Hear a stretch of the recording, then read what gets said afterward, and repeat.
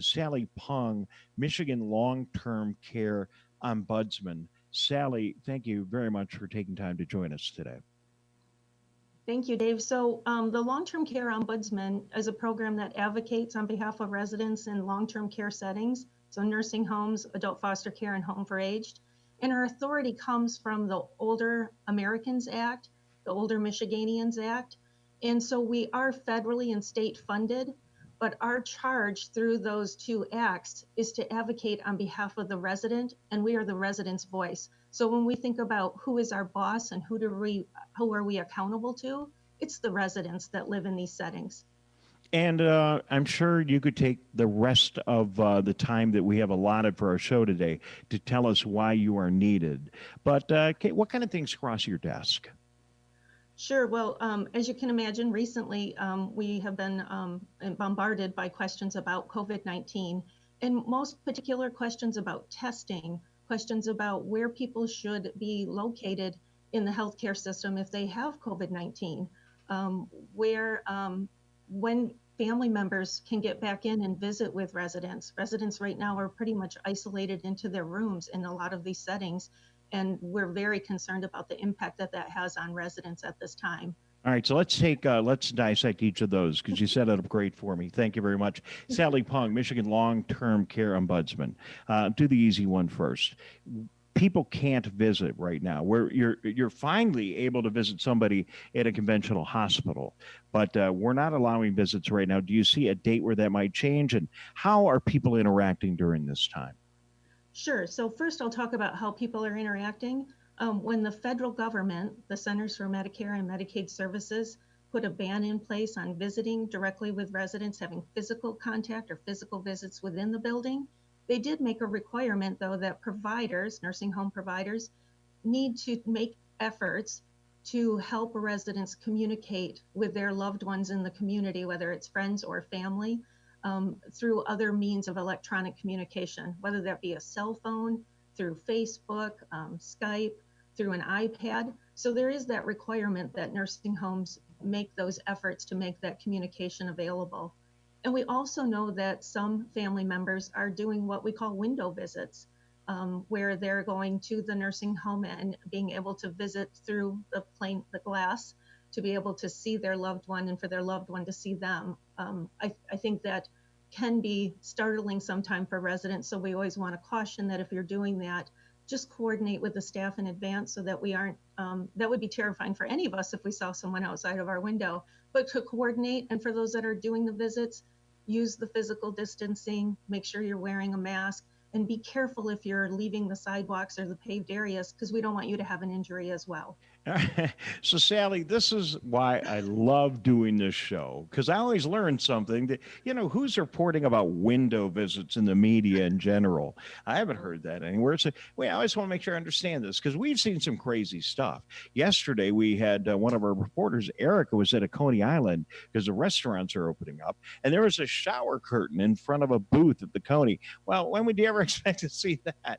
It was really a very innovative idea that the Coney came up with. So you're telling me at nursing homes, family members, if like the nursing home is on the ground floor, a family member can go like right up to the window and they're outside the building, or do they set something up in the building? Is this exactly the way it sounds? Dave, right now, the only kind of visits that are allowed are those window visits. So the visitor has to stay outside of the building. They're not allowed to enter yet. But we've seen in some other states where local companies like construction businesses have brought in large equipment to lift people up, like one of the booms to lift people up to the second or third floor so they could look in the window and visit.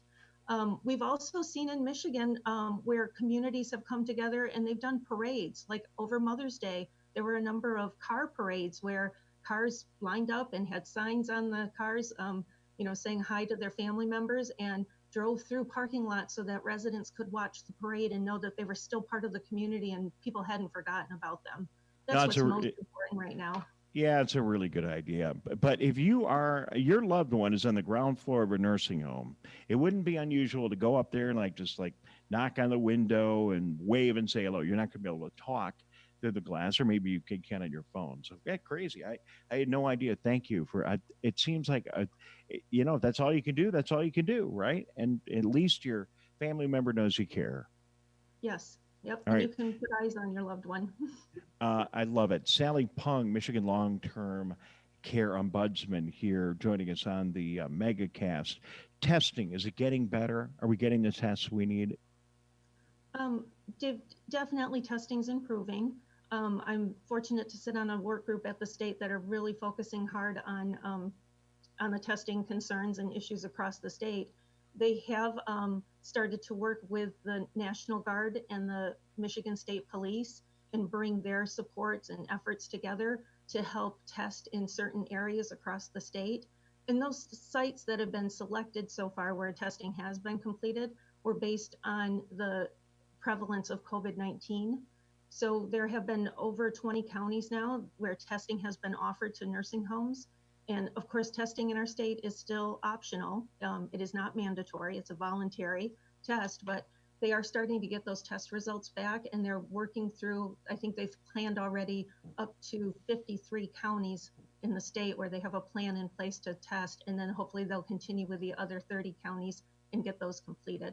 Crazy me. I would just assume that there would be, given the prevalence of testing and the capabilities, that there would be on site testing in every nursing home in the state. But clearly that's not practical and we're not there yet. But I appreciate your update, and at least we know some progress is being made. Final question, political hot potato, clearly, as whether or not COVID-19 patients should have been returning to nursing homes in the state of Michigan has been a national issue in our political front, and it now is the epicenter of a major battle between the Republican legislature and our governor. Governor has already come back and essentially apologized or suggested that what we've been doing is not a good plan. But as we stand right now today, where are we? Are COVID-19 patients going to nursing homes in Michigan? Yeah, Dave, people that are testing positive and coming out of hospitals or people from other settings where those settings can't meet their needs because they don't have appropriate PPE or staffing are moving to what we call the COVID hubs or other facilities who've just created a unit where they can care for people with COVID-19. So I think the biggest concern in addressing that need is having the facilities available and having staff available in those settings. And I believe that if the state had had other options available to them, they would have picked something that was more of what's being requested now of having only entire facilities treat people with COVID-19 and not commingle those that are negative with those that are positive. But those options didn't exist. So I think the state made the best decisions they could at the time with the data that was known. But I think it's so important to focus that on the fact that we have to have adequate staff to meet people's needs, we have to have adequate PPE, and we have to have really strong infection prevention practices in place.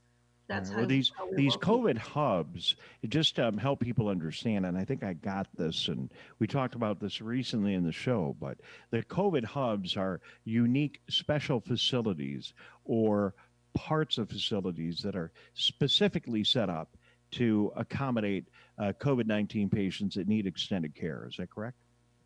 That's correct, Dave. So from the nursing homes that already existed in Michigan, about 20 of them stepped up and made application to be designated by the state as serving as a hub facility. And I believe in all of those facilities, it's just one unit that they're operating, or maybe two units, but it's not the entire facility. So they do have residents that existed in the facility that lived there prior to becoming a hub, who they have to protect from COVID-19, and then they're taking in new people who do have COVID-19. So it's almost as though they're operating two facilities under one roof.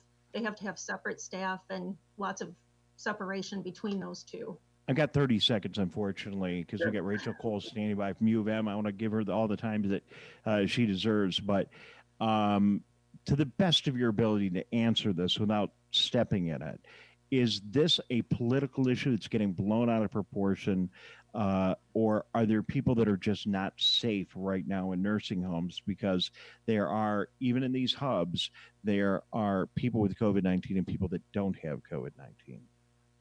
Yeah, and Dave, I don't have a quick answer for that, but I think facilities are doing the best they can to keep people safe.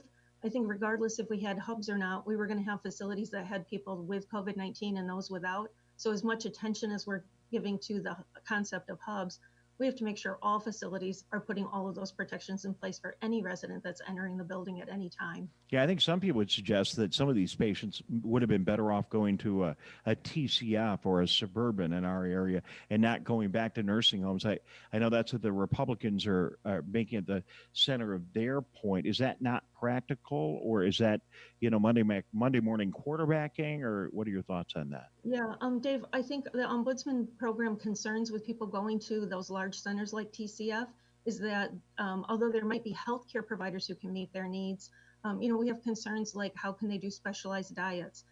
Is the space uh, that's allocated for each person living in that unit, can they allow for the equipment that might be necessary? Do they have the specialized beds? Do they have the lifts to physically transfer someone that might be immobile?